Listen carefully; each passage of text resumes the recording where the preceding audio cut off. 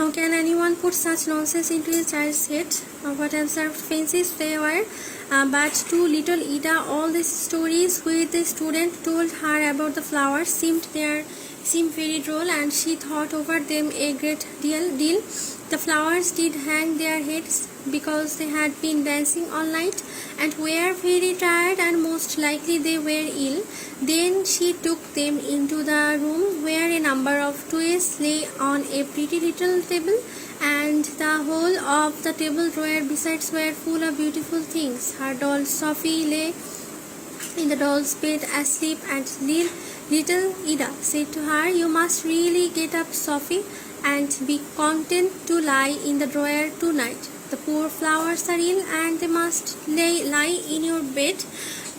Then perhaps they will get well again." So she took the doll out, who looked quite cross and said not a single word, for she was angry at being turned out of her bed. Ida placed the flowers in the doll's bed and drew the quilt over them.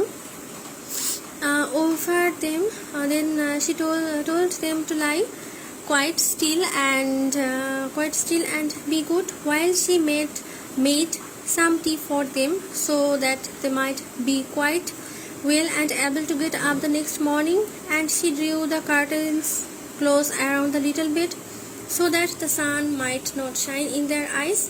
During the whole evening she could not help thinking of what the student had told her, and before she went to bed herself she was obliged to peep behind the curtains into the garden, where all her mother's beautiful flowers grew, hyacinths and tulips and many others. Then she whispered to them quite softly, "I know you are going to a ball tonight."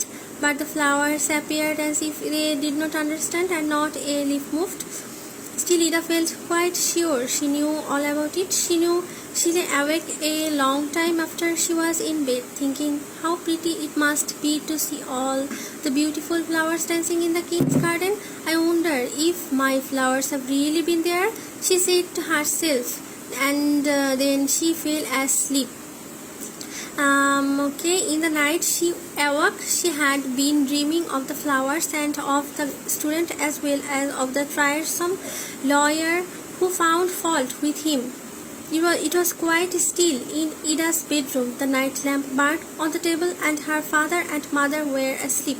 "I wonder if my flowers are still lying in Sophie's bed," she thought to herself. "How much I should like to know." She raised herself a little and glanced at the door of the room where all her flowers and playthings lay. It was partly open, and as she listened it seemed as if someone in the room was playing the piano, but softly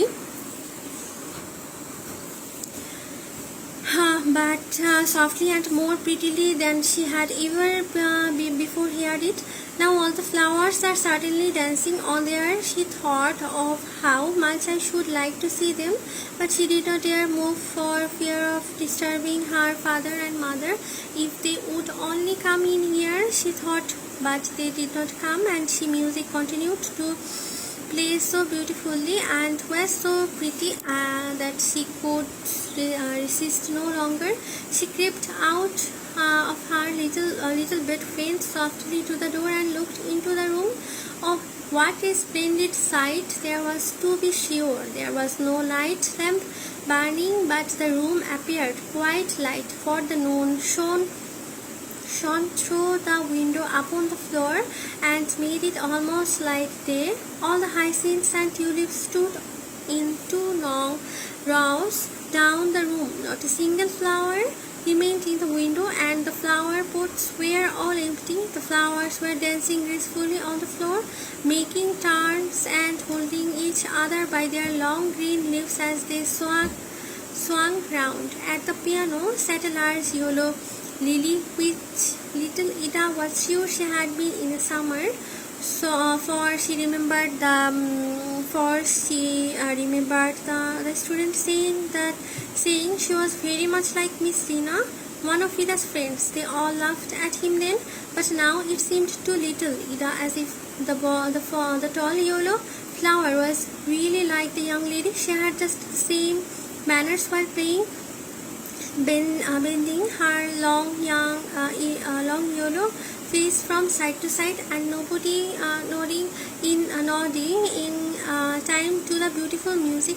Then she saw a large purple crocus jump into the middle of the table where the playthings stood. Go up the dolls, beat seated, and draw back the curtains.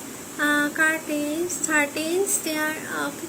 there lay the sick flowers, but they got up directly and nodded to the others as a sign that they wished to dance with them.